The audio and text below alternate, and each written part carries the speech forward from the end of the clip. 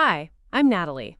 The day I heard my 18-month-old sister's scream echoing from the basement, followed by Victoria's voice yelling, "Oh no, she just slipped," I knew it wasn't an accident.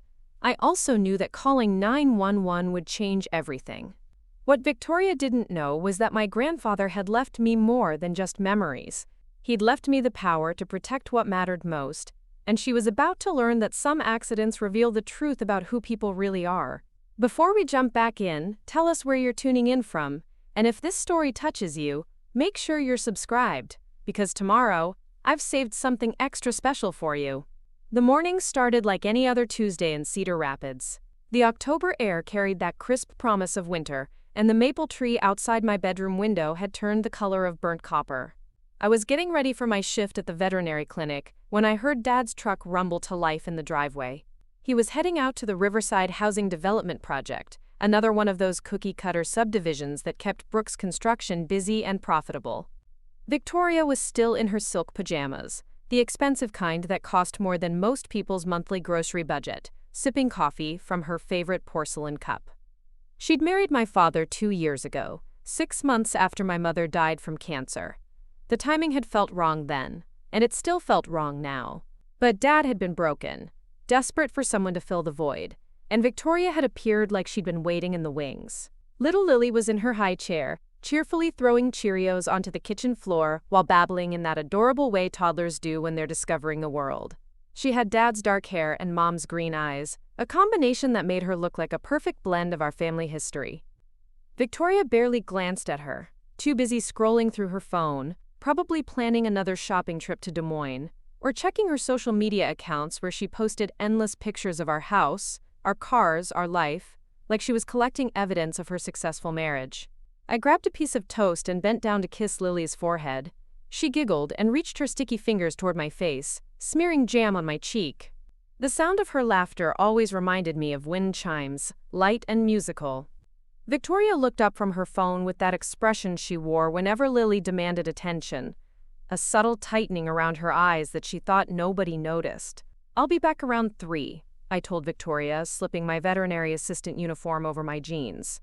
"Dr. Martinez has me scheduled for the afternoon surgeries." Victoria nodded without really listening. She was back to scrolling, her manicured fingernails tapping against the screen. The kitchen felt too quiet except for Lily's contented babbling and the distant hum of the dishwasher. I should have stayed home that day.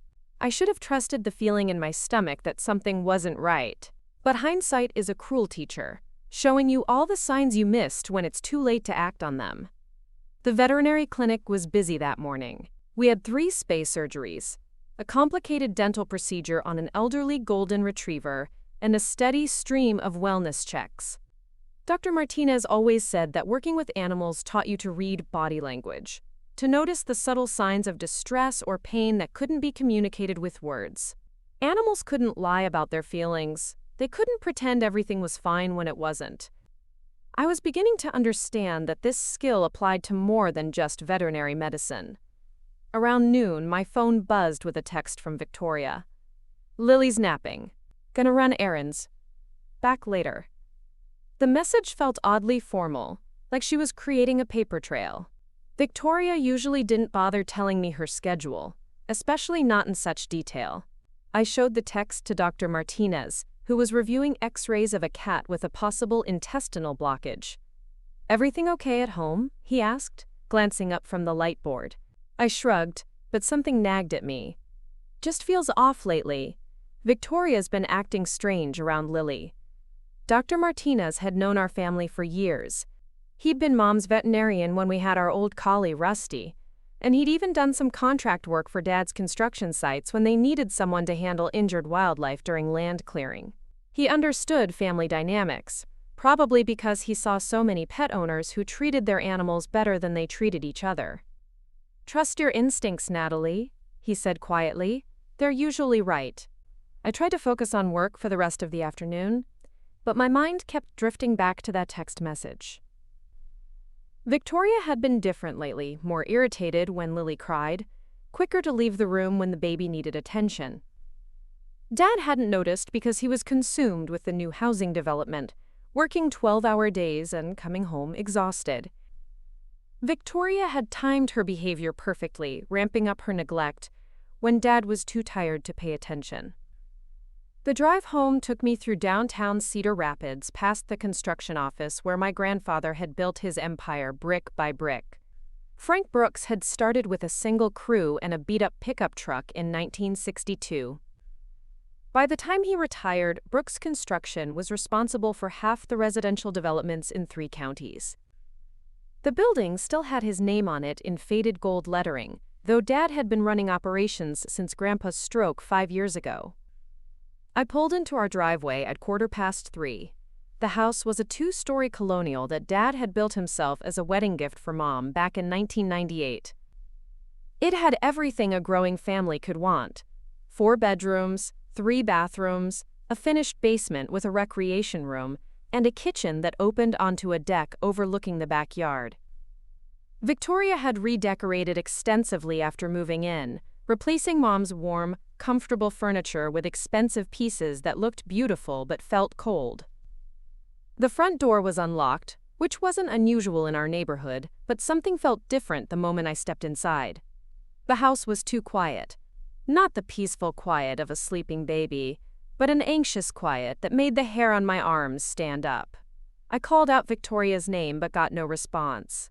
Lily's stroller was by the front door, folded and positioned like it hadn't been used. Victoria's purse sat on the kitchen counter next to her car keys. If she'd gone to run errands, she would have taken both. I climbed the stairs to check the nursery, my footsteps muffled by the thick carpet Victoria had installed last spring. The nursery was empty. Lily's crib was unmade, her favorite stuffed elephant lying on the changing table. I checked Dad's room, the guest bathroom, even the master bedroom where Victoria spent most of her time when she wasn't shopping or gossiping with her book club friends. No sign of either of them. That's when I heard it. A faint sound coming from the basement, like someone moving furniture or rearranging storage boxes. I made my way downstairs, past the living room with its uncomfortable white couches and glass coffee table, past the formal dining room that we never used except for holidays. The basement door was slightly ajar. I could hear Victoria's voice, low and urgent, like she was talking to someone on the phone. I couldn't make out the words, but the tone was unmistakably agitated. I pushed the door open wider and started down the wooden steps. The basement had been Dad's project last summer. He'd installed proper lighting, finished the walls with drywall and paint, and created a family room with a big screen TV and comfortable seating. The stairs were steep, leading down to a concrete floor that Dad had covered with industrial carpeting. At the bottom of the stairs, there was a sharp turn that opened into the main recreation area. I was halfway down when I heard Lily crying. Not her usual fussy cry or her hungry cry, but a different sound altogether. A sound that made my chest tighten with immediate panic. I quickened my pace, taking the steps 2 at a time. Victoria was standing near the bottom of the stairs, holding her phone to her ear. Lily sat on the floor beside her, tears streaming down her face, favoring her left arm in a way that made my veterinary training kick in immediately. Something was very wrong. "Oh, thank God you're home," Victoria said, ending her phone call with theatrical relief. "I was just about to call you. Lily had a little accident." I knelt beside my sister, gently examining her arm. She whimpered when I touched her wrist, and I could see the beginning of swelling. "What happened?" Victoria's explanation came out in a rush, rehearsed but trying to sound spontaneous. I brought her down here to play while I organized some storage boxes. You know how she's been walking more lately, getting into everything. I turned away for just a second to move a box, and she must have tried to climb the stairs by herself. She fell backward and landed on her arm. I looked at Lily's position on the floor, then at the stairs. Preparing and narrating this story took us a lot of time, so if you are enjoying it, subscribe to our channel. It means a lot to us. Now back to the story. The story didn't make sense. If she'd fallen backward from the stairs, she would have landed differently, and Lily wasn't much of a climber yet. She could barely manage the low steps on the playground at the park. "Did you call Dad?" I asked, lifting Lily carefully into my arms. Victoria shook her head. I didn't want to interrupt him at work for something minor. Kids fall all the time, right? She's probably just scared. But Lily wasn't just scared. Her left wrist was definitely injured, possibly fractured. I'd seen enough broken bones at the clinic to recognize the signs. Victoria, we need to take her to the hospital. This isn't minor. Don't you think you're overreacting?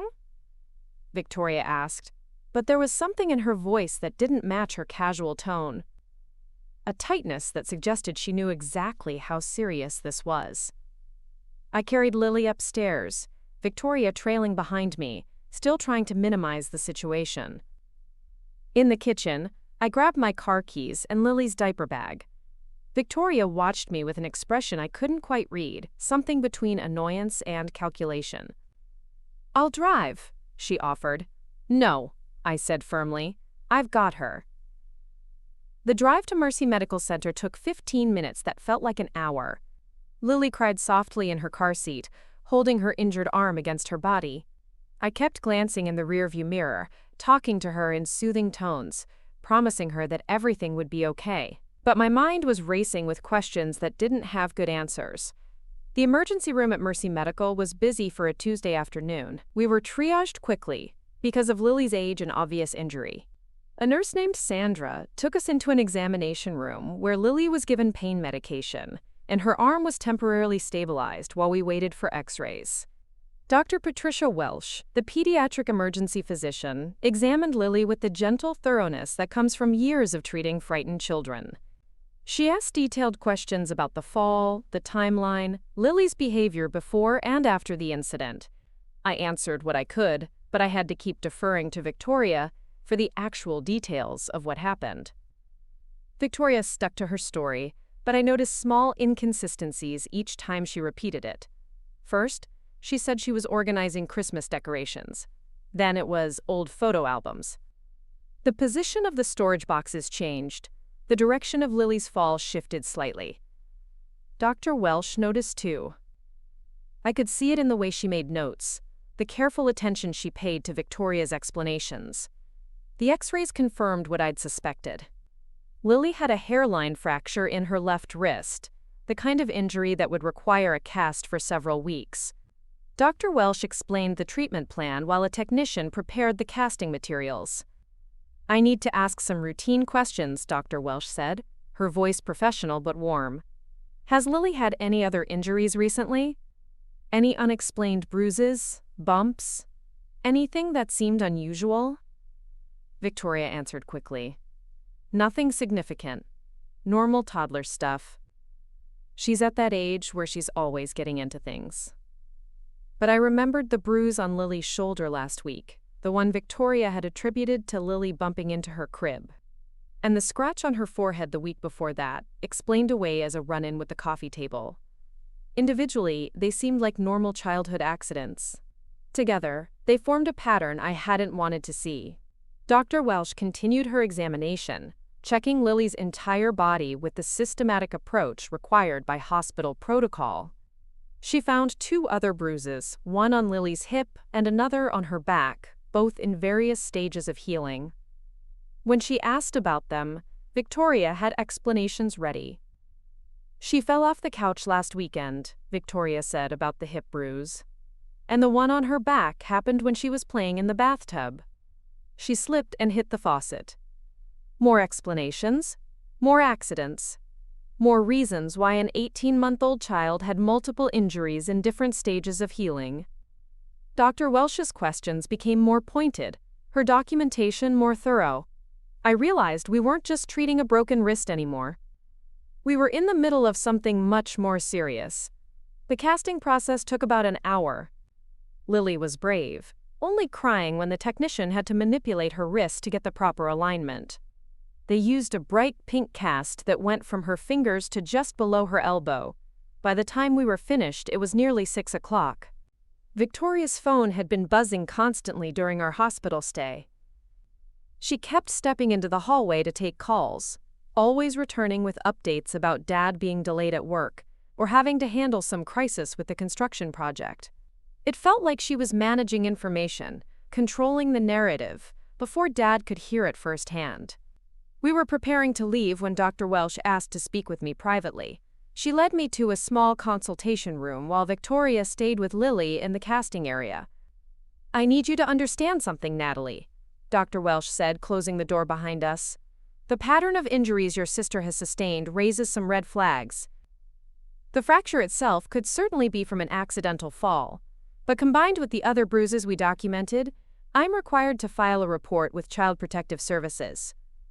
My stomach dropped. "You think someone hurt her on purpose?" "I think Lily has had more accidents than most children her age, and they've all happened when she was in the care of the same person. CPS will investigate to make sure she's safe. It's not an accusation, it's a precaution." I nodded, understanding the implications. Victoria was about to face questions she couldn't answer with rehearsed explanations.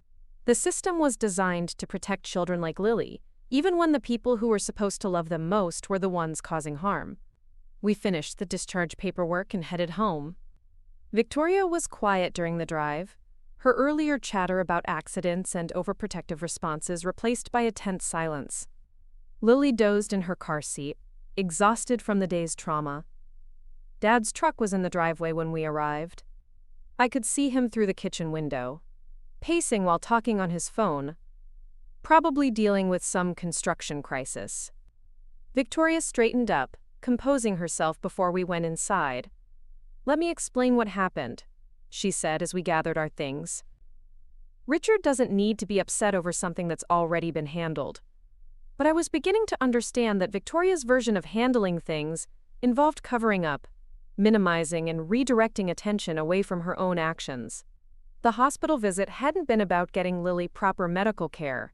It had been about creating a believable story for Dad, complete with official documentation and medical terminology that would discourage further questions. Dad met us at the front door, his face etched with worry and exhaustion. He took one look at Lily's bright pink cast and swept her into his arms, careful not to jostle her injured wrist. "My God, what happened?" he asked, his voice thick with concern. Victoria launched into her explanation again, the same story she'd told at the hospital, but now refined and polished. Dad listened intently, asking questions about the fall, the medical treatment, Lily's prognosis for recovery. He was focused entirely on the immediate crisis, not thinking to question the circumstances that led to it. I watched Victoria's performance with growing unease. She had answers for everything, solutions for every concern, reassurances for every worry. She positioned herself as the responsible caregiver, who had handled a frightening situation with appropriate calm and decisive action. Dad believed every word. That night, after Lily was asleep and Dad had returned to his home office to catch up on work he'd missed, I sat in my room trying to make sense of what had happened. The pieces didn't fit together cleanly. Victoria's story about the basement stairs had holes in it, but I couldn't prove what really happened. Lily was too young to give her own account, and Victoria was too smart to leave obvious evidence. But I couldn't shake the feeling that this wasn't over. Dr. Welsh had filed her report with CPS. There would be an investigation, questions, home visits. Victoria would have to maintain her innocent act under professional scrutiny, and I wasn't sure she could pull it off. More importantly, I was starting to remember things my grandfather had told me before his stroke. Conversations about protecting family, about recognizing threats that come from inside your own home. Frank Brooks had built his construction empire by being careful, methodical, and always thinking several steps ahead. He'd taught me to watch for patterns, to trust my instincts when something didn't feel right. I pulled out my phone and scrolled back through the photos I'd taken over the past few months. There was Lily at her first birthday party, happy and healthy. Lily playing in the backyard, Victoria conspicuously absent from most of the pictures. Lily, with various small injuries that Victoria had explained away as normal childhood accidents. Looking at them now, with fresh eyes and growing suspicion, I could see what I had been missing. Victoria wasn't just neglectful or overwhelmed. She was deliberate, calculated, and she was hurting my baby sister in ways that were designed to look accidental. The realization hit me like a physical blow. My stepmother, the woman my father had married to help him heal from losing our mother, was systematically abusing the most innocent member of our family. And she was doing it in a way that made her look like the victim of unfortunate circumstances rather than the perpetrator of deliberate harm. I needed help. I needed advice. And I needed it from someone who understood both family dynamics and legal protection. Someone who had dealt with situations where the people you're supposed to trust are the ones causing the most damage. I thought about my grandfather's lawyer, Thomas Kane, who had handled the estate paperwork after Grandpa's stroke and subsequent death 6 months ago. Kane had been Frank Brooks's attorney for over 30 years. He understood our family's history, our business relationships, and the complex legal structures that protected both our personal and professional interests. More importantly, Kane understood that sometimes the biggest threats to a family's legacy come from within the family itself. I remembered him telling Dad that Grandpa had been very specific about certain protections he wanted in place, safeguards that wouldn't become relevant until they were needed. At the time, I'd thought he was talking about business protections, ways to keep Brooks Construction stable through economic downturns or industry changes. Now I wondered if my grandfather had been thinking about different kinds of threats altogether. I made a decision that would change everything. I would call Thomas Kane in the morning and ask him to explain exactly what my grandfather had put in place to protect our family.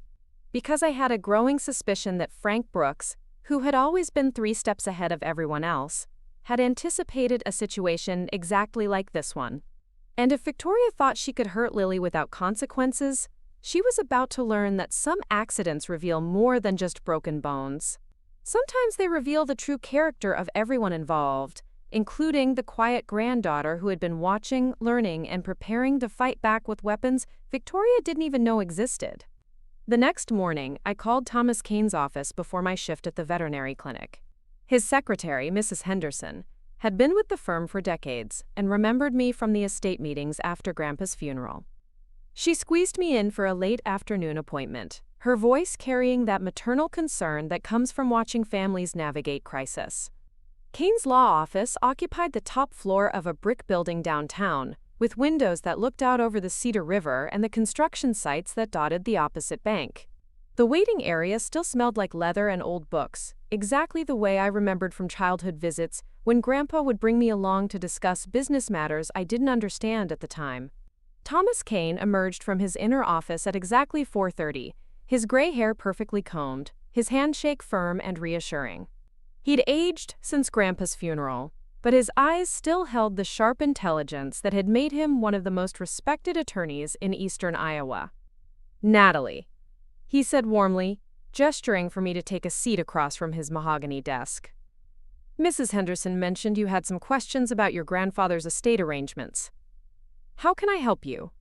I pulled out my phone and showed him the photos of Lily's cast, then explained what had happened at the hospital, Dr. Welsh's concerns, and the CPS report that was now in motion. Kane listened without interruption, occasionally making notes on a legal pad, his expression growing more serious as I detailed Victoria's pattern of explanations for Lily's various injuries. "You're concerned about your sister's safety," he said when I finished. "And you're wondering what legal options you might have to protect her." "I think Victoria is hurting her," I said directly. "I can't prove it yet, but the hospital staff noticed the same patterns I've been seeing. Too many accidents, too many explanations that don't quite add up." Kane nodded thoughtfully. "Child protection cases are complex, especially when they involve step-parents and family businesses. But I think there are some things your grandfather put in place that you should know about, provisions that weren't relevant when we handled the initial estate transfer." He opened a file cabinet behind his desk and withdrew a thick manila folder labeled with my name. Inside were documents I'd never seen before, legal papers with official seals and notarizations dating back several years. "Your grandfather was very specific about certain protections," Kane explained, spreading the papers across his desk. "He was concerned about what might happen to the family if your father remarried someone who didn't have the children's best interests at heart." I stared at the documents, recognizing Grandpa's signature on page after page of legal text I didn't understand. He knew this might happen? Frank was a careful man who had seen enough family businesses destroyed by the wrong marriages, Kane said. He didn't distrust Victoria specifically, but he wanted safeguards in place regardless of who your father might eventually marry. Kane pointed to a document titled Contingent Beneficiary Trust. The language was dense with legal terminology, but he translated the essential points. If certain conditions were met involving the welfare of Frank Brooks's biological grandchildren, specific assets would be transferred immediately to protect the family's interests. What kind of conditions? I asked. Evidence of abuse, neglect, or endangerment of any grandchild under the age of 18, Kane read from the document. Documentation from medical professionals, law enforcement, or child protective services, indicating that a non-biological family member poses a threat to a grandchild's safety. My heart started beating faster. Lily's hospital records would qualify? Combined with a CPS investigation, absolutely.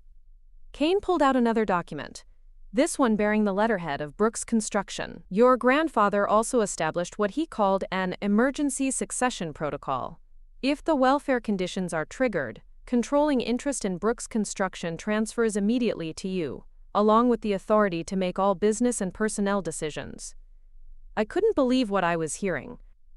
Controlling interest? What does that mean exactly? Kane opened his calculator and began pulling up financial documents from another folder. Brooks Construction is currently valued at approximately $12 million.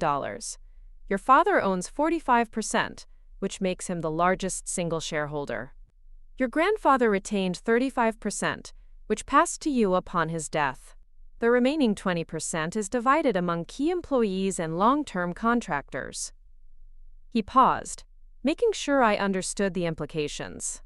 Under normal circumstances, your father's 45% gives him operational control. But if the welfare clause is triggered, your grandfather's emergency protocol grants you an additional 26% from a reserve fund he established specifically for family protection. The numbers were staggering. That would give me 61%, majority control, Kane confirmed. You would have the legal authority to make any decisions necessary to protect your family's interests, including decisions about personnel, contracts, and resource allocation. I thought about Victoria's expensive shopping trips, her redecorating projects, the luxury car Dad had bought her last year.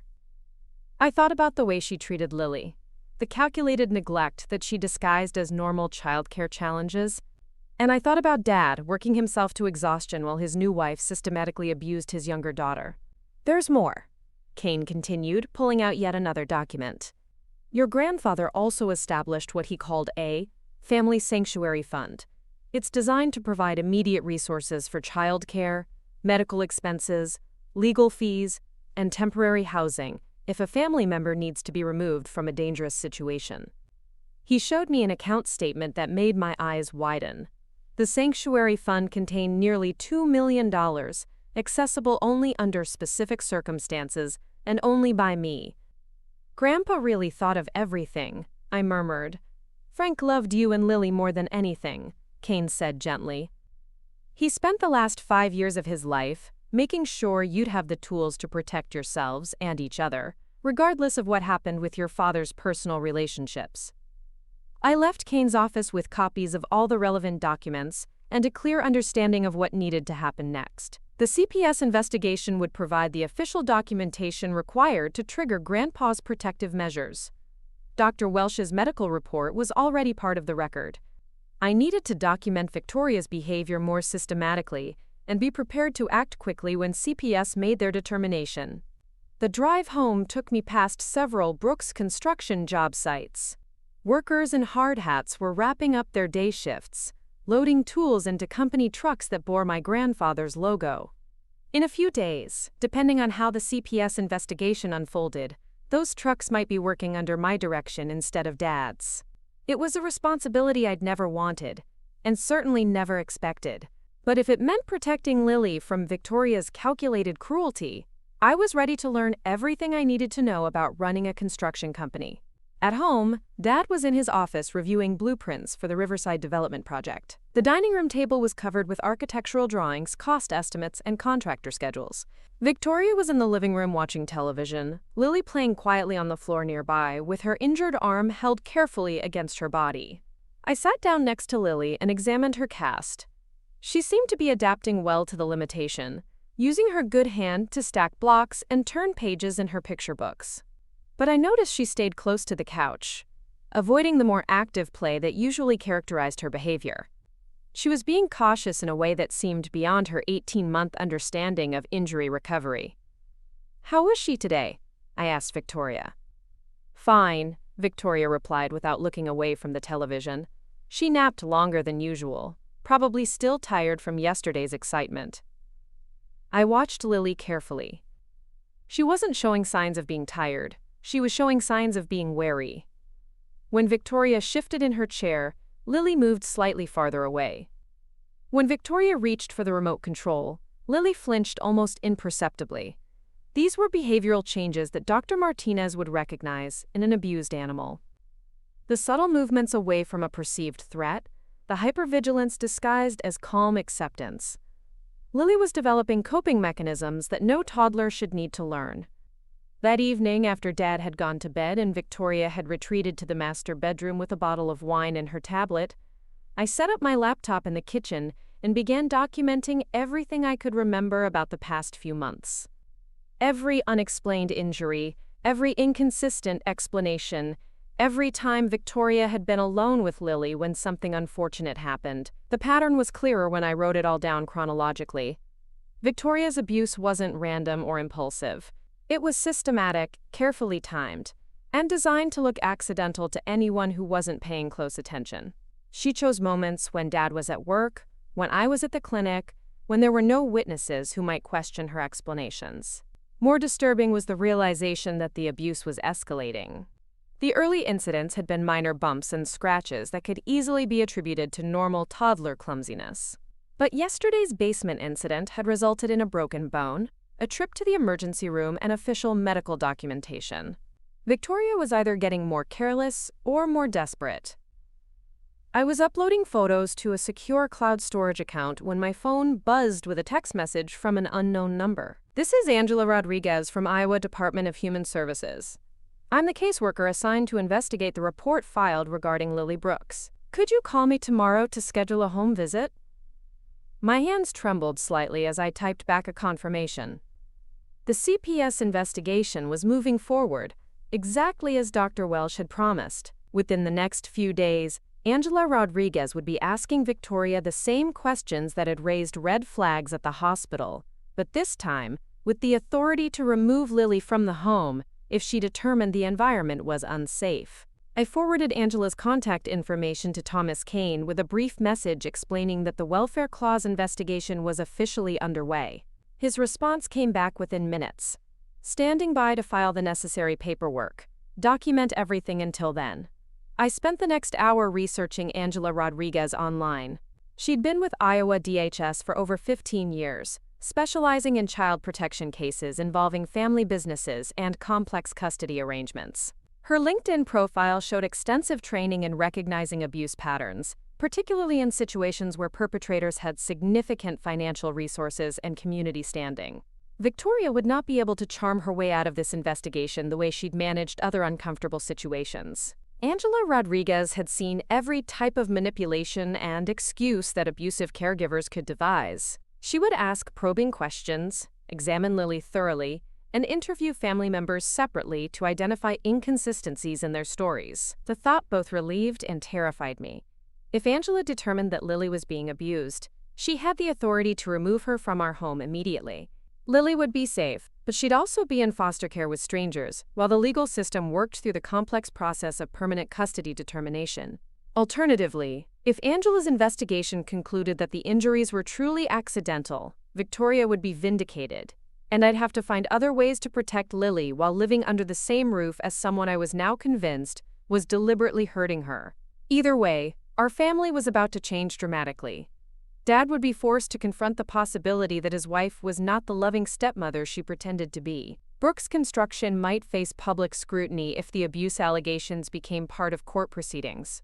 And I would have to decide whether to use Grandpa's protective measures to take control of the family business, potentially destroying my relationship with Dad in the process. I closed my laptop and checked on Lily one more time before going to bed. She was sleeping peacefully in her crib, her pink cast resting on top of her favorite blanket. In the dim light from the hallway, she looked impossibly small and vulnerable. Tomorrow, Angela Rodriguez would begin asking questions that would determine Lily's future. Within a week, I might be running a $12 million construction company and fighting for custody of my baby sister. It was a level of responsibility I'd never imagined having at 22, but I was beginning to understand that some responsibilities choose you rather than the other way around. I thought about what Grandpa would say if he could see what was happening to our family. He'd built Brooks Construction to provide security and stability for future generations. He'd never intended for that security to be threatened from within by someone who saw our family's resources as personal assets to be exploited. But he'd also prepared for exactly this scenario. The legal documents Thomas Kane had shown me were proof that Frank Brooks understood human nature well enough to anticipate betrayal, even from people who were supposed to love and protect his grandchildren. Victoria thought she'd married into a comfortable life where she could do whatever she wanted without consequences. She was about to learn that some consequences take time to develop, and when they finally arrive, they reshape everything you thought you knew about power and protection. I fell asleep thinking about construction sites, legal documents, and the sound of Lily's laughter echoing through the house before Victoria had started viewing her as an obstacle rather than a blessing. Tomorrow would begin the process of rebuilding our family's foundation on something stronger than Dad's desperate need for companionship and Victoria's calculated performance of domestic contentment. Some foundations need to be torn down completely before you can build something that will last. I was finally ready to pick up the tools my grandfather had left me and start the demolition. Angela Rodriguez arrived at our house on Thursday morning at exactly 9 o'clock, carrying a leather briefcase and wearing the kind of professional attire that immediately commanded respect. She was younger than I'd expected, maybe mid-30s, with intelligent dark eyes that seemed to catalog every detail of our front entrance as Dad led her into the living room. Victoria had spent the previous evening transforming our home into a showcase of domestic perfection. Fresh flowers adorned every surface, children's toys were strategically arranged to suggest active but organized play, and she'd even baked chocolate chip cookies that filled the house with a warm, maternal scent. She greeted Angela with the practiced charm of someone who'd spent years perfecting the art of making good first impressions. "Ms. Rodriguez, welcome to our home," Victoria said, extending a perfectly manicured hand. "I can't tell you how much we appreciate you taking the time to visit. Richard and I want to do everything we can to address any concerns about Lily's accident." Dad nodded earnestly, his construction worker hands fidgeting with the coffee mug Victoria had prepared for him. He looked exhausted, caught between his natural desire to protect his family and his growing confusion about why that protection was necessary. The dark circles under his eyes suggested he'd spent the night questioning everything he thought he knew about his wife and his household. Angela accepted Victoria's handshake, but didn't return the smile. "Mrs. Brooks, I'd like to begin by examining Lily and speaking with each family member individually. This is a standard process, not an indication of any predetermined conclusions." Lily was in her high chair, cheerfully eating cut-up bananas while babbling to her stuffed elephant. Her pink cast was decorated with stickers Victoria had applied that morning, transforming the medical device into something that looked almost festive. To someone who didn't know the context, she appeared to be a well-cared-for toddler, recovering normally from a minor injury. But Angela Rodriguez had been trained to look beyond surface appearances. She approached Lily slowly, speaking in gentle tones while observing how the child responded to different stimuli. When Angela moved closer, Lily showed no signs of fear or anxiety. When Victoria entered her field of vision, however, Lily's demeanor changed subtly. Not dramatically enough for Dad to notice, but clearly enough for a professional who understood the behavioral patterns of traumatized children. "I'd like to speak with you first, Mr. Brooks," Angela said, opening her briefcase and withdrawing a digital recorder. "Could we use your home office for privacy?" Dad glanced at Victoria, who nodded encouragingly. "Of course." "Whatever, you need to understand that this was just an unfortunate accident."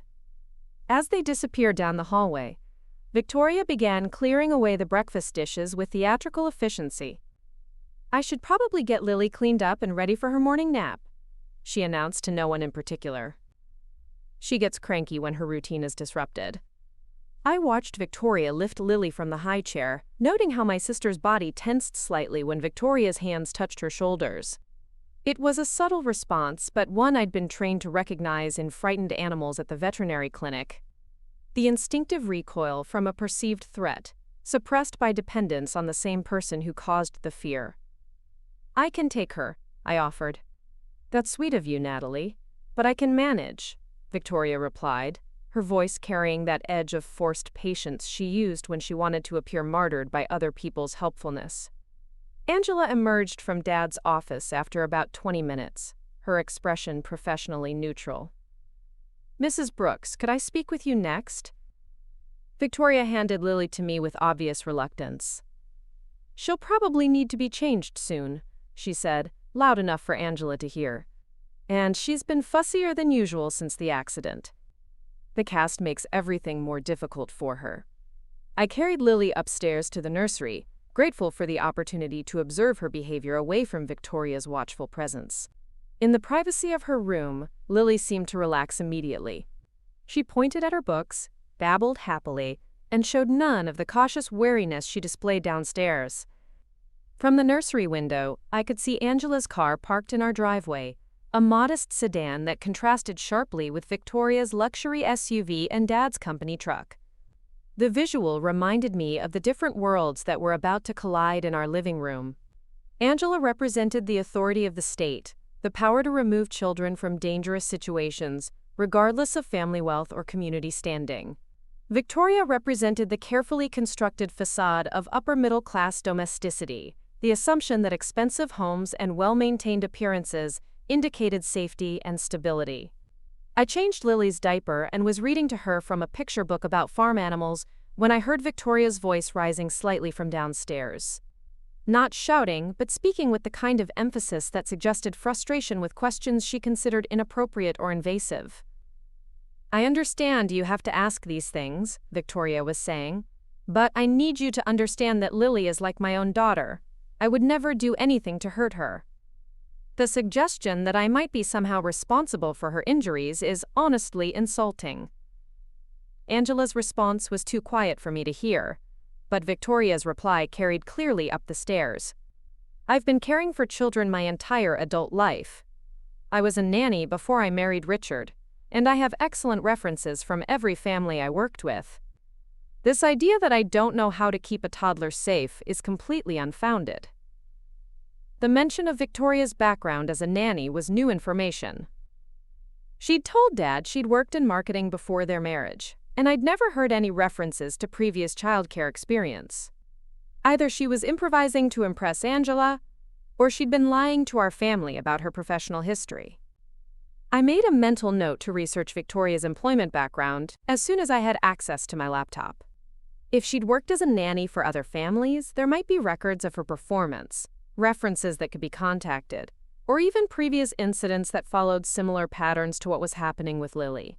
Angela's interview with Victoria lasted nearly an hour. When they finished, I could hear Victoria offering coffee, suggesting a tour of the house, and generally trying to extend the visit in the way people do when they're nervous about being alone with their thoughts. Angela politely declined the additional hospitality and asked to speak with me. We met in the dining room, where Angela spread several forms across the polished table Dad had built himself as an anniversary gift for Mom. The contrast between the handcrafted furniture and the institutional paperwork created an odd visual metaphor for what was happening to our family. "Natalie, I want you to know that everything we discuss is confidential within the bounds of child protection law," Angela began. "My job is to determine whether Lily is safe in this home, and I need honest information from everyone who cares about her welfare." I told her everything. The pattern of injuries over the past few months, Victoria's increasingly detailed explanations for accidents that seemed to happen only when she was alone with Lily, the behavioral changes I'd observed in my sister, and my growing suspicion that the basement incident was not the accident Victoria claimed it to be. Angela listened without interruption, occasionally making notes but never indicating agreement or disagreement with my concerns. When I finished, she asked several follow-up questions about the timeline of events, Victoria's relationship with Dad, and the family dynamics that might contribute to a stressful home environment. "Have you discussed these concerns with your father?" she asked. "Not directly," I admitted. "Dad's been working constantly on a big construction project, and Victoria manages most of the household responsibilities. He trusts her completely, and I didn't want to make accusations I couldn't prove." Angela nodded understandingly. Child protection cases involving step-parents can be particularly complex because of divided loyalties and conflicting observations. "What you've described represents a concerning pattern, but I need to complete my investigation before drawing any conclusions." She explained that her report would include interviews with all family members, a review of Lily's medical records, consultation with Dr. Welsh about the hospital visit, and possibly additional unannounced home visits to observe family interactions in less structured settings. "What happens if you determine that Lily isn't safe here?" I asked. "There are several options depending on the severity of the situation," Angela explained. "Emergency removal is reserved for cases involving immediate danger. More commonly, we develop safety plans that might include supervised visitation, parenting classes, or temporary placement with qualified relatives, while parents address the underlying issues." The mention of temporary placement with qualified relatives made me think about Grandpa's legal protections. If Angela's investigation concluded that Lily needed to be removed from Victoria's care, I might be in a position to provide both a safe home and the financial resources necessary for proper guard care. After Angela left, the house felt different. The carefully arranged flowers and strategic toy placement couldn't disguise the tension that had settled over everything, like dust after construction work. Dad returned to his office, claiming he needed to review contract proposals, but I could hear him making phone calls that sounded more personal than professional. Victoria retreated to the master bedroom with Lily, ostensibly for nap time, but more likely to avoid any additional questions about the morning's interviews. The sound of the television came through the closed door, suggesting that Victoria was seeking distraction rather than rest. I used the opportunity to research Victoria's background using the public records databases I'd learned to navigate during college research projects. Her claim about working as a nanny appeared to be accurate, but the details were troubling. She'd worked for 3 different families in the Des Moines area over a period of 5 years, with employment gaps that weren't easily explained. More concerning was a civil lawsuit filed against her by one of her former employers, alleging negligent supervision resulting in injury to a 4-year-old child. The case had been settled out of court, with sealed records that prevented me from learning the specific details. But the existence of the lawsuit suggested that Victoria's pattern of accidents involving children in her care extended beyond our family. I forwarded the information to Thomas Kane with a request that he investigate further using his legal resources. If Victoria had a history of child injuries that preceded her marriage to Dad, it would provide crucial context for Angela's investigation and strengthen the case for triggering Grandpa's protective measures. Dad emerged from his office around dinner time, looking like he'd aged several years in the span of a single day. He moved through the kitchen with the mechanical precision of someone going through familiar motions, while their mind processed unfamiliar problems. "How do you think the meeting went?" he asked, as I helped him prepare sandwiches for dinner. I chose my words carefully. Angela seemed thorough. "I think she's trying to understand what happened to Lily and make sure it doesn't happen again."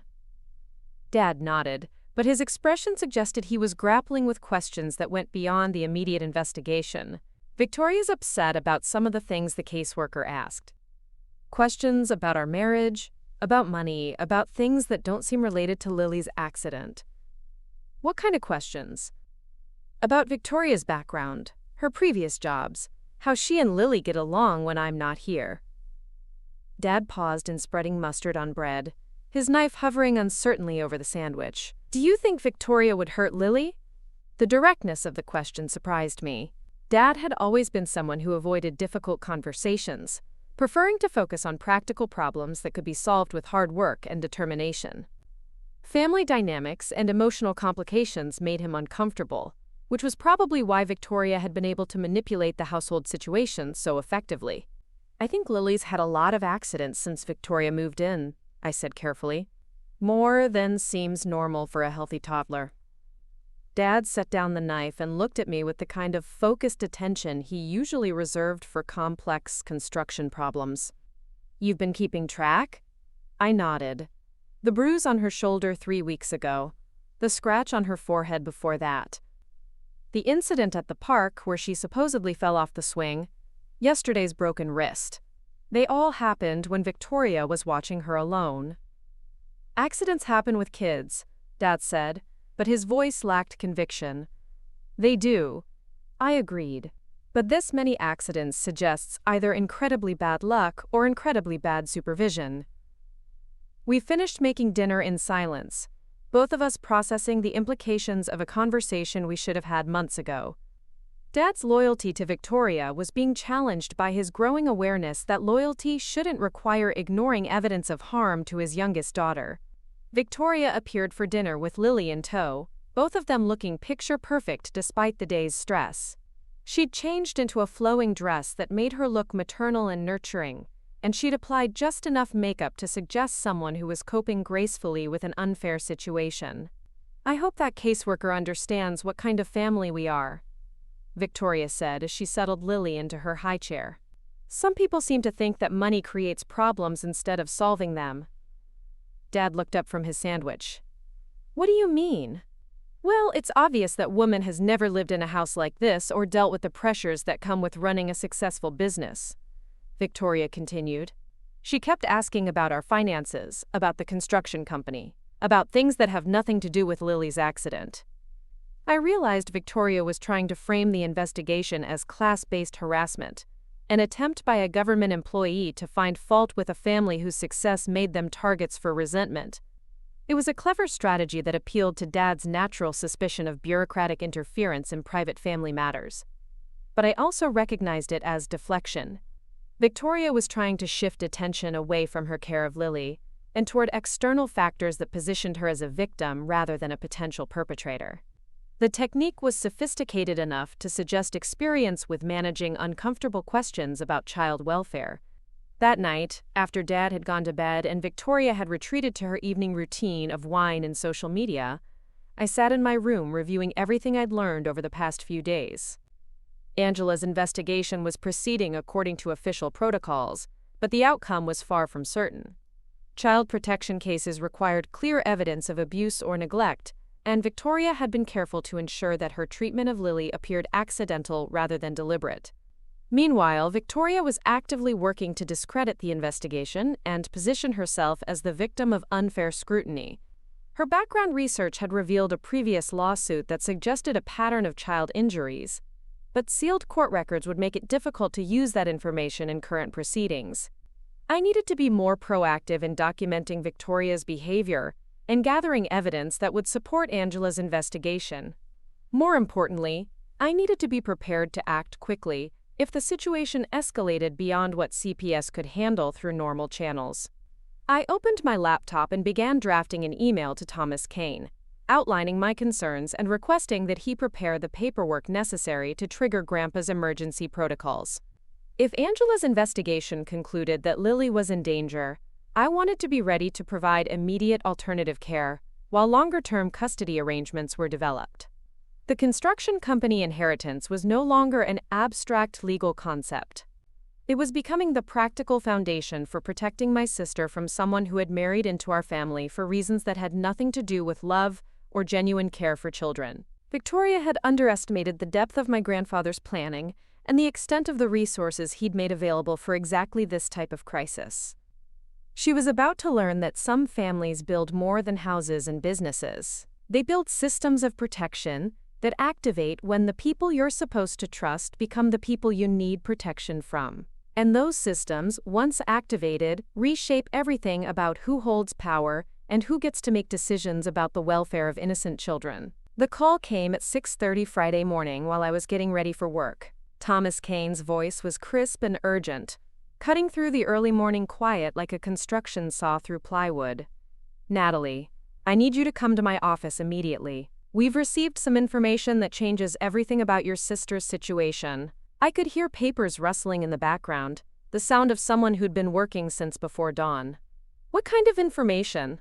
"Victoria's employment history includes more than that civil lawsuit we found," My investigator discovered sealed juvenile court records from her time as a nanny, plus medical records from 2 different hospitals involving children in her care. We're talking about a pattern that spans nearly a decade.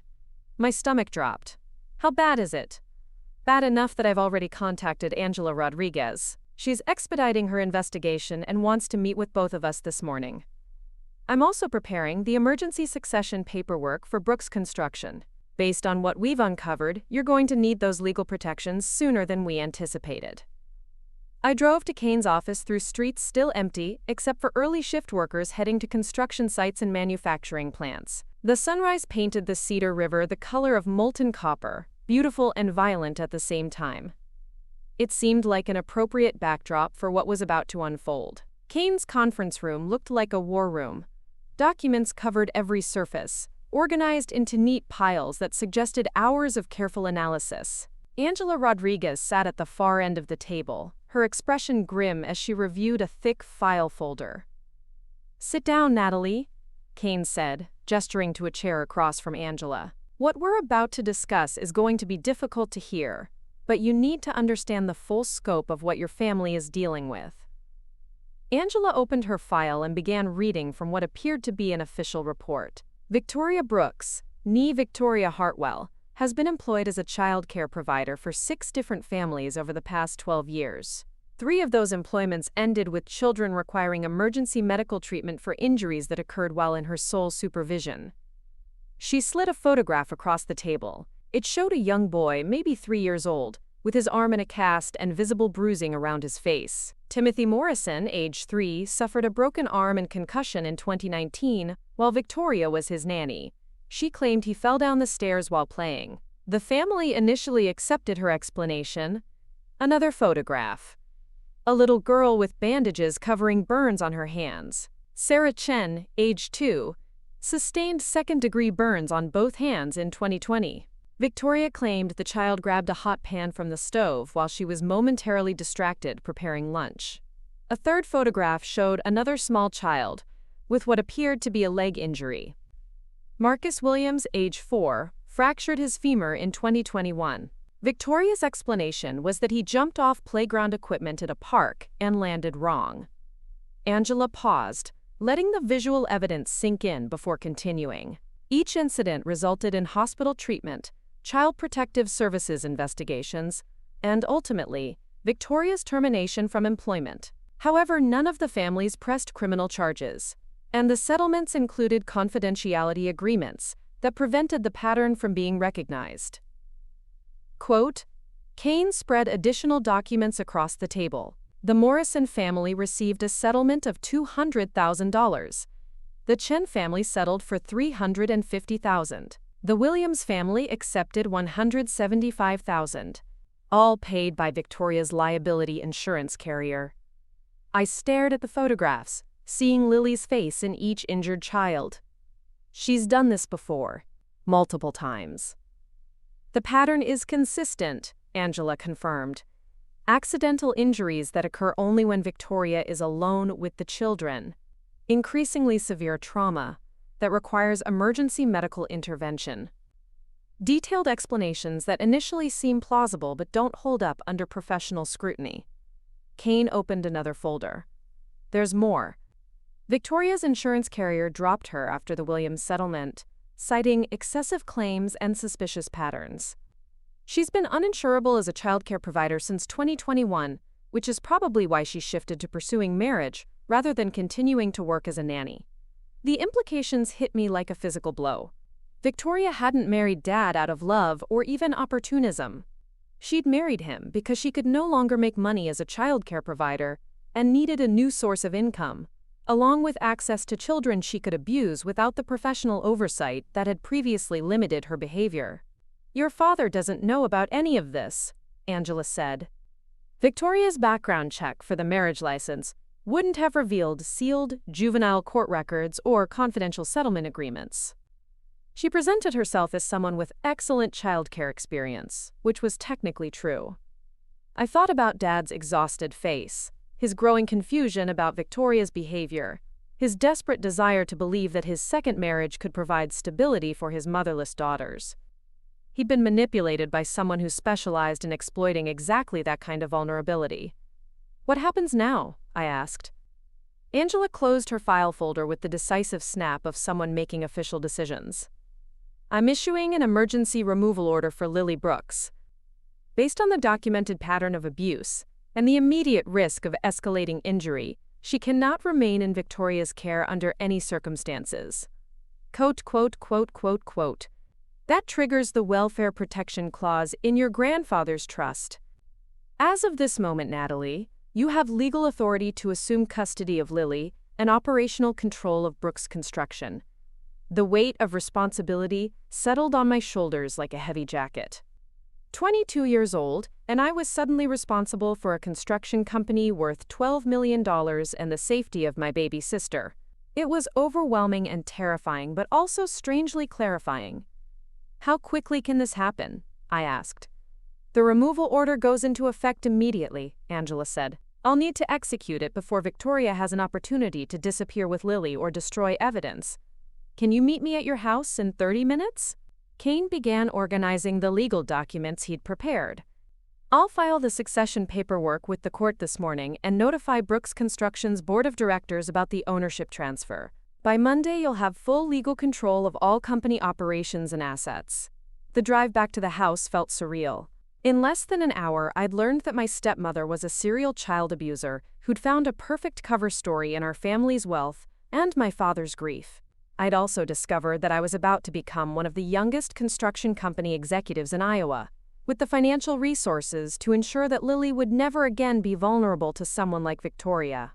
Angela followed me home in her state-issued sedan, along with a Cedar Rapids police officer who would assist with the removal process if Victoria resisted cooperating. The official nature of the convoy felt both reassuring and ominous as we pulled into the driveway. Dad's truck was gone, which meant he'd already left for the Riverside Development site.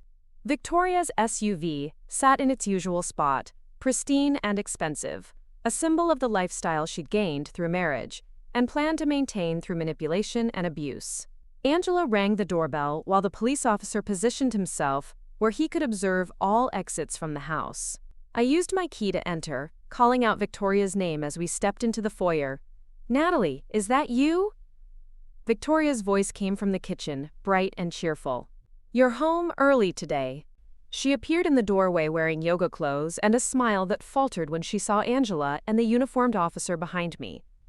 Her expression shifted rapidly from surprise to confusion, to the beginning of the calculated innocence I'd seen her deploy in previous crises. "Ms. Rodriguez, what a surprise. Is there something else you needed to discuss about Lily's accident?" Angela stepped forward with official authority. "Mrs. Brooks, I have an emergency removal order for Lily Brooks based on evidence of ongoing child abuse. I need you to produce the child immediately." Victoria's face went through a series of micro-expressions that would have been invisible to someone who wasn't watching carefully. Shock, calculation, and finally a mask of wounded disbelief that she arranged like someone putting on familiar clothes. "This is outrageous," she said, her voice rising with practiced indignation. "I've never abused anyone. Lily had an accident, and now you're treating me like a criminal based on what, exactly?" Angela handed her a copy of the removal order. "Based on documented evidence of a pattern of child abuse spanning multiple families and nearly a decade, you have the right to contest this order through the court system, but Lily will be removed from your custody today." The mention of multiple families caused Victoria's performance to falter. Her eyes darted between Angela and me, trying to calculate how much we knew and whether her usual tactics of deflection and victim playing would work in this situation. "I don't know what lies someone has told you," Victoria said, but her voice lacked the conviction she'd displayed during previous confrontations. "This is harassment. My husband will hear about this." "Your husband has already been notified," Angela replied calmly. "Where is Lily?"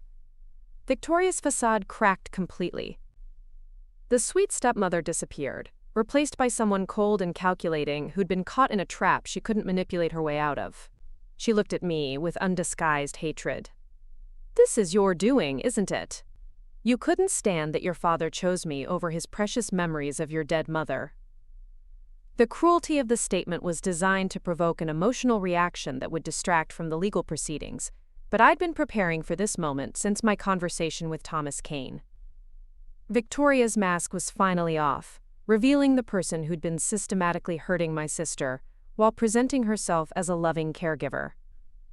"Lily's upstairs in the playroom," I said to Angela, ignoring Victoria's attempt to bait me into an argument. Angela nodded to the police officer who followed her upstairs while I remained in the kitchen with Victoria. The silence between us was charged with everything that had gone unspoken for the past 2 years. "You think you're so clever," Victoria said, her voice low and venomous. "But you have no idea what you've just done to your family. Your father will never forgive you for destroying his marriage over a few accidents that could happen to anyone." "They weren't accidents," I replied. "And this isn't about Dad's marriage. It's about protecting Lily from someone who gets satisfaction from hurting children too young to defend themselves." Victoria laughed, a sound without warmth or humor. "Prove it. You think you have evidence, but all you have are suspicions and coincidences.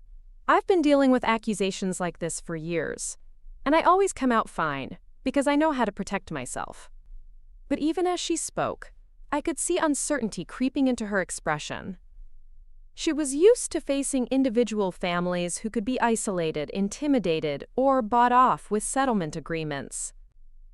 She wasn't prepared for a coordinated investigation involving multiple agencies and professional resources she couldn't control or manipulate. Angela returned downstairs carrying Lily, who was clinging to her favorite stuffed elephant and looking confused by the sudden disruption to her routine. She reached toward me when she saw my face, a gesture that caused Victoria's expression to tighten with what looked like genuine rage. "The child will be placed in temporary custody with qualified relatives while the abuse investigation continues," Angela announced. "Mrs. Brooks, you're prohibited from having any unsupervised contact with Lily pending the outcome of criminal proceedings." Victoria's composure finally shattered completely. "Criminal proceedings? This is insane. I demand to speak with my lawyer." "You can't just take a child away from her family based on speculation and gossip. The removal is based on documented medical evidence, professional assessment, and a clear pattern of endangering behavior," Angela replied. "You'll receive information about contesting the order through proper legal channels." I took Lily from Angela's arms, feeling the solid weight of my sister's trust and the enormous responsibility it represented. She babbled something that might have been my name and patted my face with her uninjured hand. The simple gesture felt like a promise that everything we were doing to protect her was worth the upheaval it was causing to our family. Victoria watched us with an expression that had moved beyond anger into something that looked almost like grief. Not for the loss of Lily's company, but for the loss of her carefully constructed life and the security she'd gained through marriage to my father. "Richard will fight this," she said, but her voice had lost its earlier conviction. "He loves me. He knows I would never hurt his children." "Dad loves the person he thought you were," I replied. "But that person never existed." The real Victoria Hartwell has been hurting children for over a decade, and now she's been caught. Angela finished her paperwork and prepared to leave. The police officer would remain to ensure Victoria didn't attempt to interfere with the removal process or destroy evidence that might be relevant to the criminal investigation. As we gathered Lily's belongings, my phone buzzed with a text from Thomas Kane. "Succession paperwork filed. Board meeting scheduled for Monday at 8 a.m. Brooks Construction is now under your operational control. Frank would be proud." I carried Lily out to my car, away from the house where she'd been systematically abused by someone who was supposed to love and protect her. Victoria stood in the doorway watching us leave, her expensive clothes and perfect makeup now looking like a costume from a play that had ended badly for everyone involved. The woman who'd married my father seeking security and status was about to lose both, along with her freedom if the criminal charges Angela had mentioned moved forward. The construction company she'd probably viewed as her retirement plan was now under the control of the stepdaughter she'd underestimated and dismissed. But more importantly, Lily was safe. The pattern of escalating abuse that had begun with small bruises and scratches progressed to broken bones, and might eventually have resulted in fatal injuries, had been broken by people who understood that some accidents reveal more than just carelessness. As I drove away from the house, Lily fell asleep in her car seat, exhausted by the morning's disruption but finally secure in the knowledge that the person caring for her had no interest in causing her harm. The pink cast on her arm would heal within a few weeks. The psychological scars from living with someone who hurt her might take longer to fade, but she was young enough that love and consistency could repair most of the damage Victoria had inflicted. I thought about my grandfather, who'd spent his final years anticipating exactly this kind of crisis and building legal protections that would activate when his family needed them most. Frank Brooks had understood that wealth and success could attract predators, and he'd prepared his granddaughter to recognize and defend against threats that came disguised as love and support. Victoria had married into our family believing she'd found the perfect cover for her abusive behavior. Instead, she'd triggered a response system that would strip away everything she'd gained and leave her facing consequences she'd managed to avoid for over a decade. Some foundations are built to last for generations. Others are built to collapse the moment someone tries to use them for purposes they were never intended to support. Victoria was about to learn the difference. Dad arrived at the Brooks Construction headquarters on Monday morning, looking like he'd aged a decade over the weekend.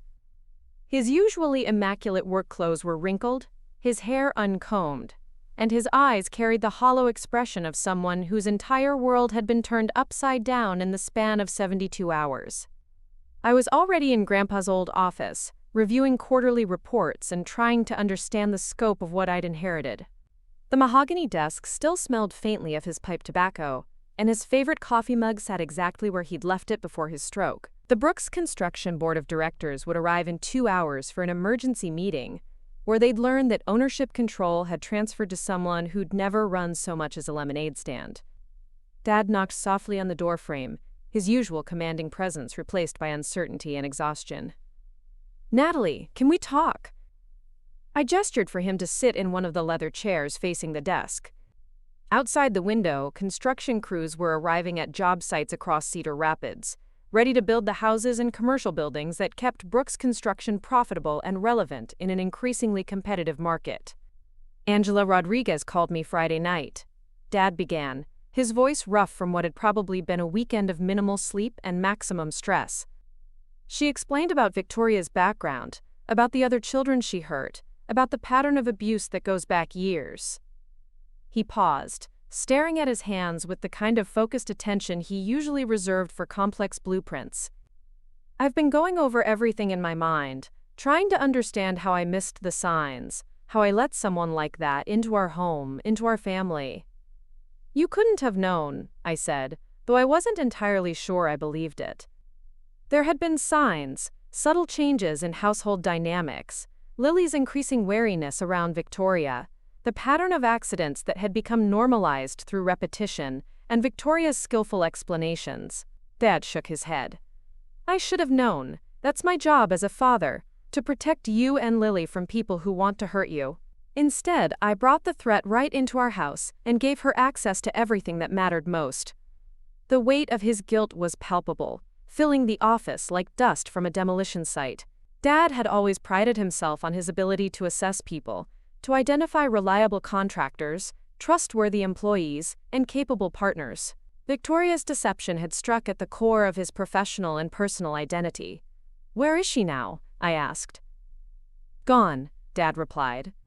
"Left sometime Saturday night while I was at the police station giving my statement. Took her car, her clothes, and the jewelry I bought her.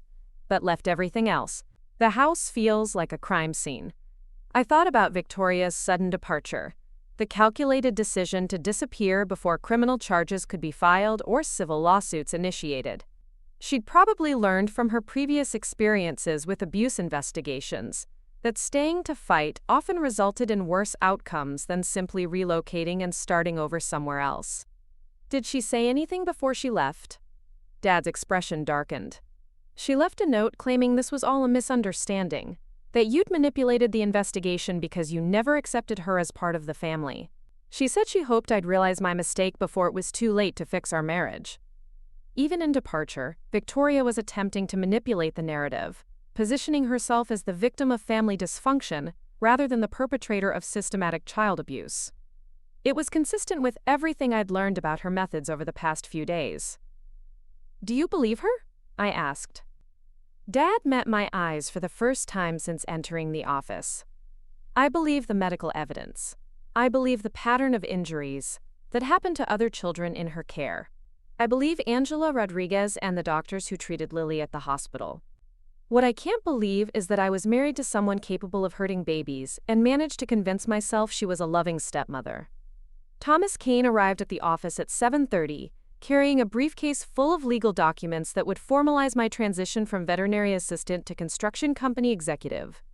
He'd spent the weekend preparing contracts, reviewing board memberships, and coordinating with the company's accounting firm to ensure a smooth transfer of operational control.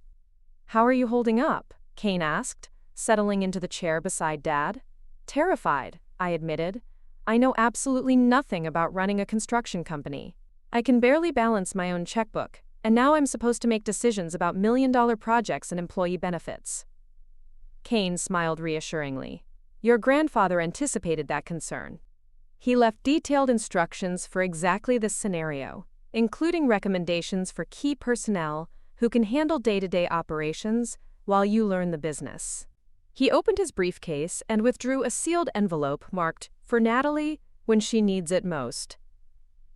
Inside was a letter written in Grandpa's familiar handwriting, along with several documents that outlined his vision for how Brooks Construction should be managed during a leadership transition. "Read it," Kane suggested. I unfolded the letter carefully, recognizing the careful script that had appeared on birthday cards and Christmas gifts throughout my childhood. The paper smelled faintly of his cologne, a detail that brought tears to my eyes before I'd read a single word. "My dear Natalie," the letter began. "If you're reading this, then the protections I put in place have been activated, and you're facing responsibilities you never expected to inherit. I'm sorry the circumstances require you to grow up faster than any young person should have to, but I have complete confidence in your ability to protect our family and honor the legacy we've built together." He went on to explain his philosophy of leadership, emphasizing the importance of surrounding yourself with people who shared your values, rather than trying to master every aspect of the business personally. He'd identified specific employees who could be trusted with significant responsibility, outlined decision-making processes that would prevent costly mistakes, and established financial safeguards that would protect the company's stability during the learning period. "The most important thing to remember," the letter continued, "is that Brooks Construction exists to provide security for families, starting with our own. Every house we build, every project we complete, every dollar we earn serves that fundamental purpose. If you make decisions based on that principle, you'll never go wrong." The final paragraph was the most personal. "I know you're probably scared right now, wondering if you're capable of handling this responsibility. Let me tell you a secret. Every leader feels that way, especially when they're faced with protecting people they love from threats they didn't see coming. The difference between good leaders and great ones is that great leaders act despite their fear, trusting that doing the right thing will lead to the right outcome. You have that courage, Natalie. I've seen it in you since you were old enough to stand up for what you believed in." I set the letter aside and looked at Dad, who had been watching me read with an expression of curiosity mixed with concern. "Did you know about any of this?" "Some of it," Dad admitted. "Frank talked to me about succession planning, about making sure the company would survive if something happened to me. But I thought he was referring to normal business continuity, not emergency protocols triggered by family crises." Kane spread additional documents across the desk. "Your grandfather established 3 levels of company control. Normal operations, where your father maintains majority ownership and daily management. Emergency succession, where control transfers to you temporarily during a family crisis. And permanent succession, which occurs either when you turn 30 or when specific conditions are met that indicate you're ready for full responsibility." He pointed to a clause in the succession documents that I hadn't noticed before. "Right now, you have emergency control, which gives you authority to make immediate decisions about Lily's care and the family's financial security. But you can choose to maintain that level of control indefinitely. Or you can work toward permanent succession when you feel ready." The flexibility was reassuring. I wouldn't be forced to run Brooks Construction forever if I decided it wasn't the right path for my life, but I also wouldn't be pressured to hand control back to Dad before I was confident that our family was truly safe from future threats. The board meeting began promptly at 8 o'clock. The conference room filled with men and women who'd worked with my grandfather for decades, people who understood the construction industry and respected the Brooks family's commitment to quality and integrity. Their faces showed varying degrees of surprise, concern, and curiosity as Kane explained the circumstances that had led to the emergency succession. Danny Sullivan, the foreman who'd supervised construction crews for Brooks Construction since before I was born, spoke first after Kane finished his presentation. "Natalie, we all know you're Frank's granddaughter, and we respect the hell out of your grandfather's judgment. But running a construction company isn't something you learn from books or good intentions.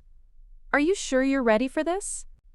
It was a fair question, asked without condescension or disrespect. Danny had earned the right to speak directly through 30 years of loyalty to our family and expertise in his field. If I was going to lead this company, I needed to earn the same respect he'd given my grandfather. "Danny, I'm not ready," I said honestly. "I don't know the difference between a load-bearing wall and a decorative partition. I can't read blueprints or estimate material costs or negotiate contracts with suppliers, but I know how to learn, and I know how to listen to people who have expertise I lack." I stood up, feeling more confident as I articulated my thoughts. My grandfather didn't leave me this company because he thought I was already qualified to run it. He left it to me because he trusted me to protect our family and preserve the values that made Brooks Construction successful. I'm asking all of you to help me do that. Margaret Chen, the office manager who'd handled Brooks Construction's administrative operations for over 20 years, nodded approvingly. "What kind of help are you talking about?" Kane had prepared me for this question. "I want to establish an executive committee that includes the most experienced members of our team. Danny for field operations, Margaret for administrative oversight, and Jim Morrison for financial management. I'll make final decisions, but I want your input on everything from project selection to personnel policies." Jim Morrison, the company's chief financial officer, leaned forward in his chair. "What about your father's role in all this?" I looked at Dad, who'd been silent throughout the meeting. "Dad built this company into what it is today, and I hope he'll continue to be involved in whatever capacity feels right to him. But the ownership structure has changed permanently, and the leadership approach will probably change too." Dad cleared his throat, drawing attention from the rest of the board. "I've made some serious mistakes in judgment over the past 2 years, mistakes that put my family at risk and could have destroyed everything my father built. Natalie has shown better judgment in protecting Lily than I showed in protecting either of my daughters. She's earned the right to lead this company, and she has my complete support." The meeting continued for another 2 hours, covering immediate operational concerns, ongoing projects, and the public relations challenges that would arise when news of the ownership change became public.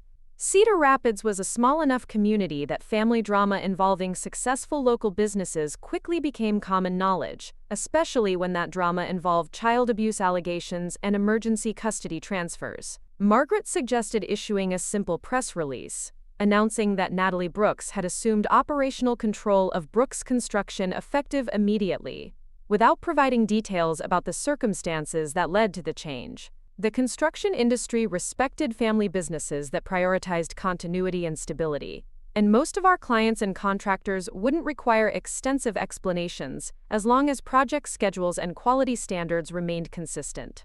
By the end of the meeting, I had a clearer understanding of my new responsibilities and the support structure that would help me fulfill them. More importantly, I had the confidence that comes from honest acknowledgement of your limitations combined with access to people who can compensate for them. After the board members left, Dad and I remained in the conference room, surrounded by coffee cups and legal documents that represented the biggest change in our family's history since Mom's death. "Are you angry with me?" Dad asked. "For bringing Victoria into our lives, for not protecting Lily, for putting you in a position where you had to take over responsibilities that should have remained mine?" I considered his question carefully. Anger would have been a natural response to his failure to recognize Victoria's true nature, but anger wouldn't help repair our family or ensure Lily's continued safety. "I'm disappointed," I said finally. "Disappointed that you were so focused on your own loneliness that you missed the signs of Lily's distress." disappointed that Victoria was able to manipulate you so completely that you trusted her judgment over your daughter's welfare. Dad nodded, accepting the criticism without defensiveness. What can I do to earn back your trust?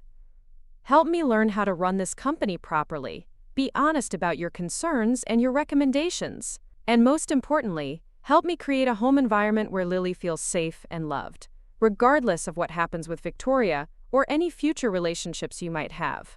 That afternoon, I drove to the temporary foster home where Lily was staying while the court determined permanent custody arrangements. The house belonged to Maria Santos, a licensed child care provider who specialized in caring for children removed from abusive situations. Angela Rodriguez had recommended her specifically because of her experience with toddlers who'd been traumatized by people they trusted. Lily was playing in the backyard when I arrived, building towers with large plastic blocks while Maria watched from a nearby bench. She looked up when she heard my voice and immediately reached her arms toward me, babbling happily despite the unfamiliar surroundings. "She's been asking for you," Maria said, lifting Lily so I could hold her.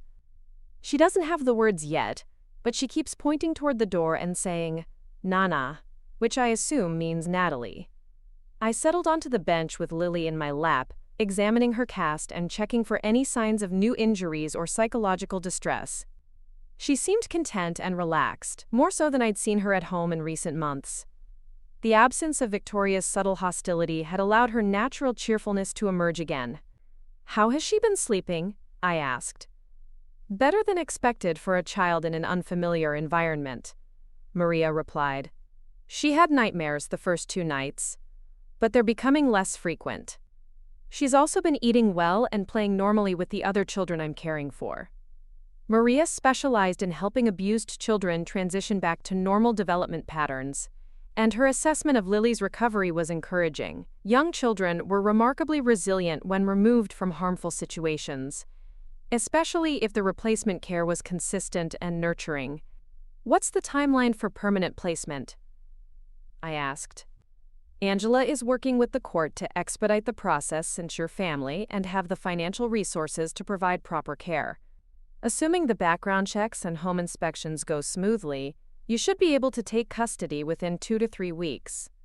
2 to 3 weeks felt like an eternity when every day meant Lily was living with strangers instead of family. But I understood the legal requirements that protected children from being placed in situations that might not be genuinely safe.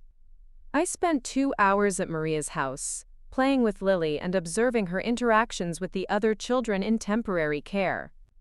She was social and curious, showing none of the withdrawal or aggression that sometimes characterized children who'd been severely abused.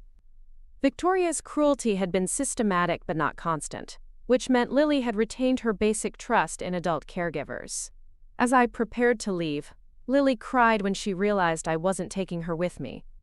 It was heartbreaking to see her confusion about why she couldn't come home, but I explained as simply as possible that I was working to make sure our house was safe for her return.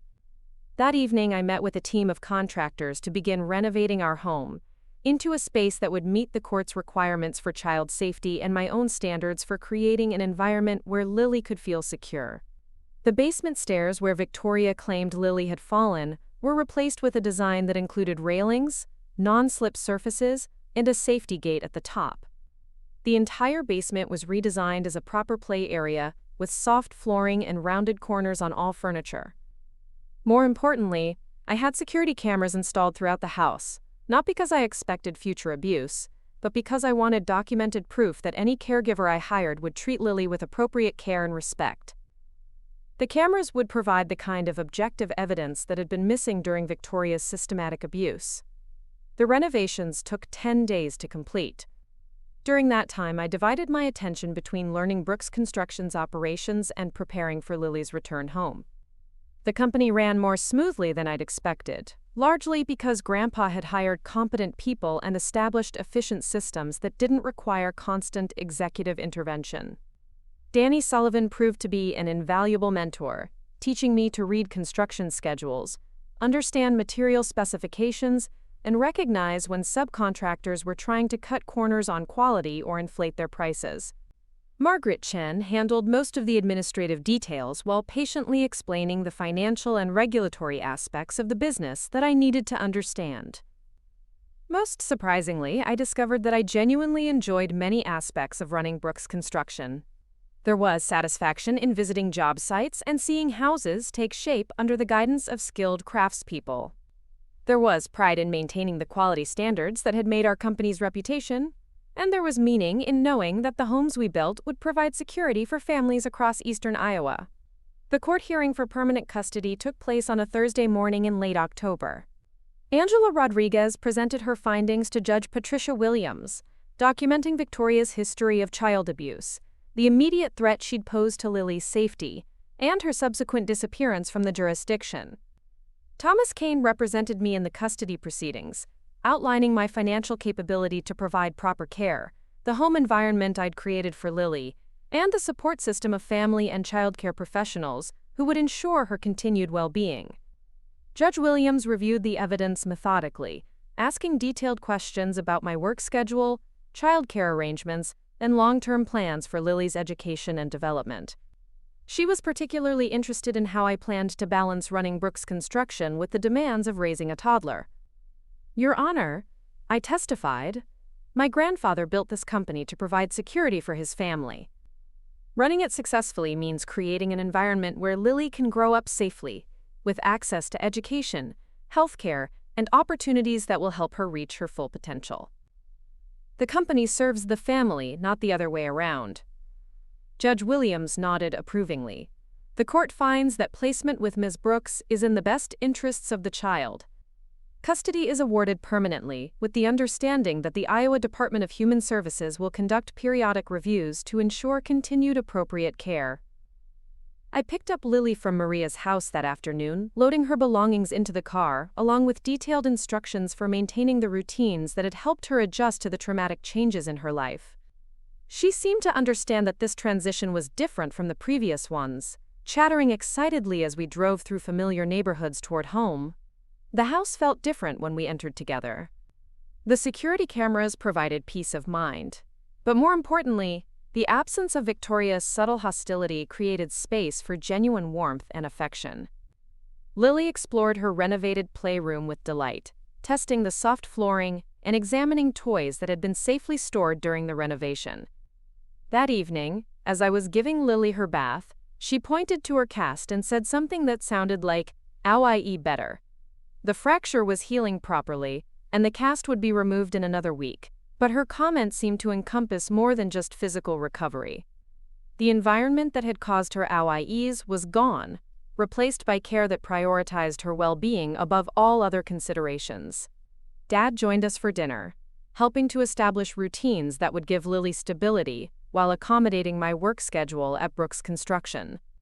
He'd aged visibly during the crisis, but he'd also gained a clarity about family priorities that had been missing during his marriage to Victoria. "I want to help raise her," he said as we cleaned up after dinner. "Not as a substitute for the parenting you're doing, but as a grandfather who understands how precious she is and how close we came to losing her." I appreciated his offer and his acknowledgement that I'd earned primary responsibility for Lily's care through my actions during the crisis. Dad could be part of her life without being the decision-maker about her welfare, a role distribution that reflected our family's new reality. Over the following weeks, I established routines that allowed me to balance my responsibilities at Brooks Construction with my commitment to providing Lily with consistent, nurturing care. I hired Rebecca Martinez, a licensed childcare provider whose background had been thoroughly vetted by both Angela Rodriguez and a private investigator Thomas Kane had retained. Rebecca came to our house each morning at 7:30, caring for Lily while I attended meetings, visited job sites, and handled the administrative aspects of running the construction company. The security cameras allowed me to monitor their interactions remotely, providing reassurance that Lily was safe and happy during my working hours. Brooks Construction continued to prosper under the new leadership structure.